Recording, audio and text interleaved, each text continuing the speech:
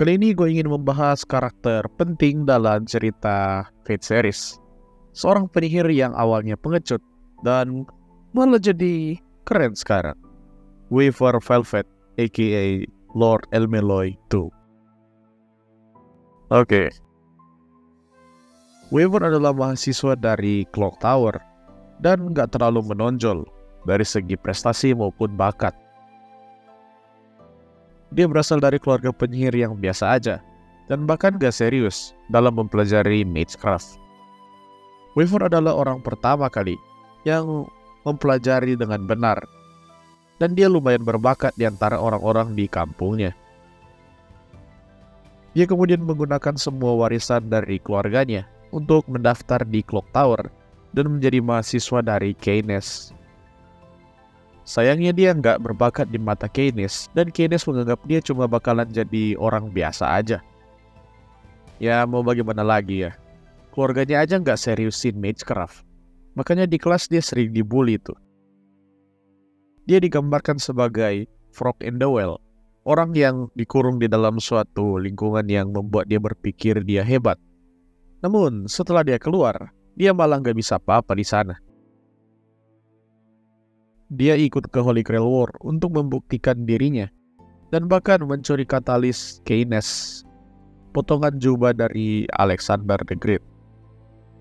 Dia mencari validasi dari orang-orang, di mana Holy Grail War adalah sesuatu yang bergengsi di mata para penyihir.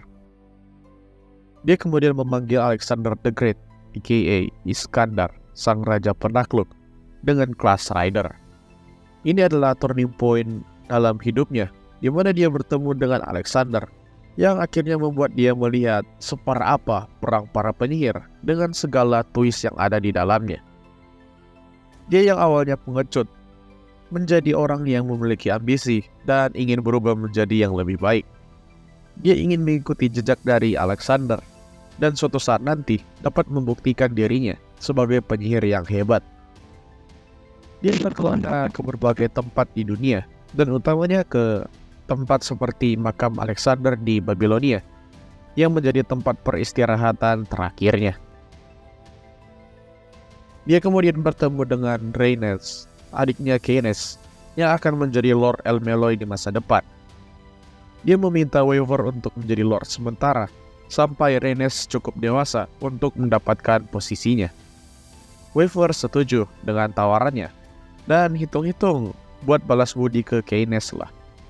Juga sebagai permintaan maaf karena mencuri katalisnya dulu, dan ya, mungkin menjadi salah satu faktor kematiannya Keynes kali ya.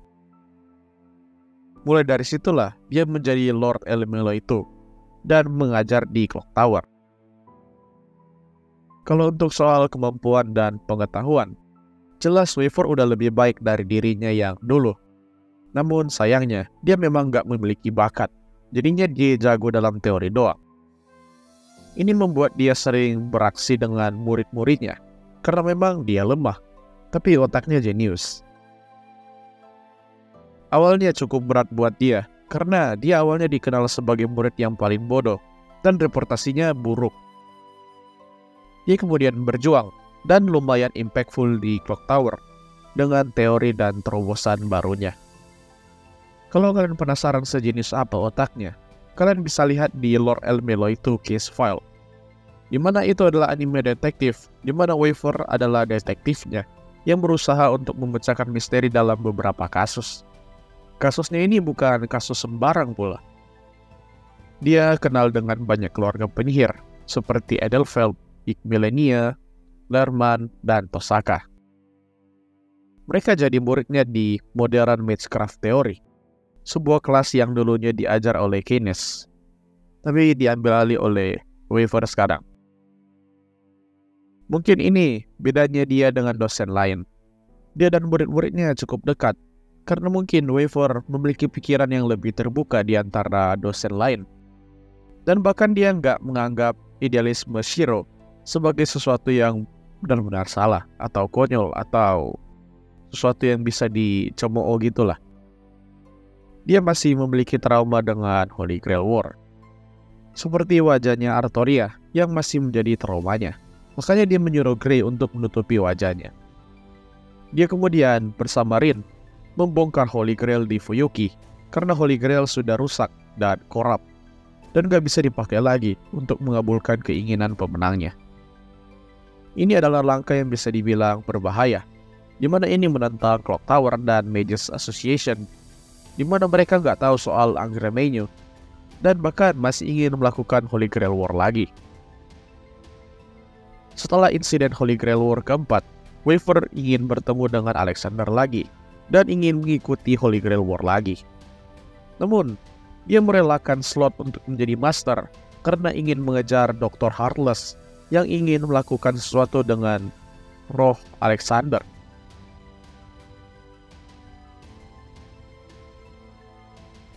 Oh ya, menurut gua ya, kalau misalnya Waver ikut Holy Grail War kelima, dia mungkin aja bisa jadi pemenang.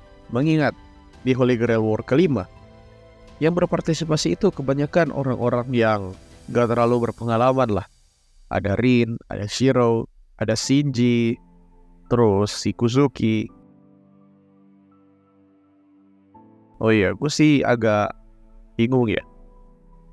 Si Waver ini merelakan slotnya ke siapa sih waktu itu ya? Gue lupa. Sama si Bazet kah? Ya menarik lah kalau misalnya Waver ikut Holy Grail War kelima ya sebenarnya. Belum lagi kalau dia bawa Rhaenys tuh, bakal ketemu sama Artoria, kan unik juga ya.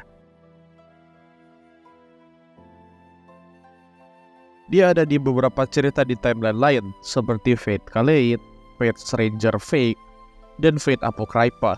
Walaupun di sana bukan karakter utama atau bukan major di serialnya. Namun, di sana dia menjadi seseorang yang berpengaruh di Clock Tower. Dia bahkan jadi semacam tangan kanannya Zeltrek di Fate Kaleid. Kesimpulannya, Waver Velvet adalah orang yang menjadi karakter yang paling menarik dengan development yang unik. Dia adalah seorang yang dulunya pengecut, jadi orang yang berpengaruh dan cukup revolusioner di Clock Tower. Dia memiliki banyak kekurangan, namun karena otaknya yang jenius, dia mampu memecahkan masalah yang rumit dengan meminjam kekuatan orang lain. Bagaimana menurut kalian? So, that's all for today. Hope you like it and see you next time.